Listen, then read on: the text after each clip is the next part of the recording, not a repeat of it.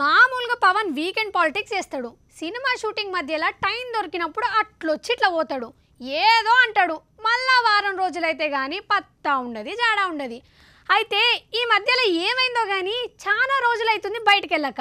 అయితే ఎల్లకెళ్ళకి ఇలా నేను సిద్ధం అనుకుంటా బయటికి వెళ్ళి ఏదో మీటింగ్ పెడితే పాపం ఆ మీటింగ్ సాక్షిగా పవన్ ముందే ఆయనకు షాక్ ఇచ్చిండ్రు అక్కడ ఉన్నోళ్ళు. పవన్ కళ్యాణ్ గారిని అవమానించే విధంగా మీరందరూ ఉన్నారని కూడా చాలా స్పష్టంగా అర్థం అవుతా ఉంది.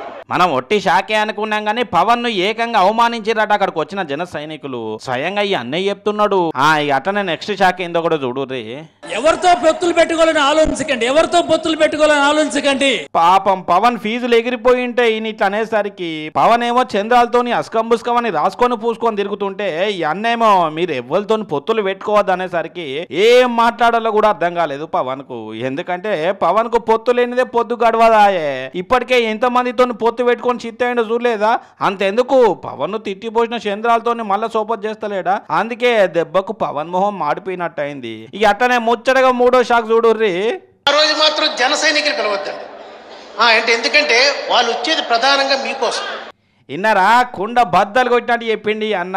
జన సైనికులు ఎక్కడైనా వచ్చేది మిమ్మల్ని చూస్తానికే తప్ప ఏం లేదు వాళ్ళతోని. అందుకే ఇంకోసారి వాళ్ళని విలువ కుర్రి అని అన్నాడు. చిన్న చిన్నగా ఇప్పుడు అర్థమవుతున్నది వీళ్ళకు. ఎందుకంటే ఇప్పటికే చాలా మంది జనం అంటేనే ఉండే పవన్ సభలకు పోయేటోళ్ళ దాంట్లో 90% మంది జగన్ కే ఓటేస్తారు, ఏదో సినిమాల మీద ఉన్న పిచ్చితోనే పవన్ తో తిరుగుతున్నారా అని. ఇంకా చెప్పాలంటే అలా చాలా మందికి ఓటక్కే లేని వాళ్ళు ఉన్నారట.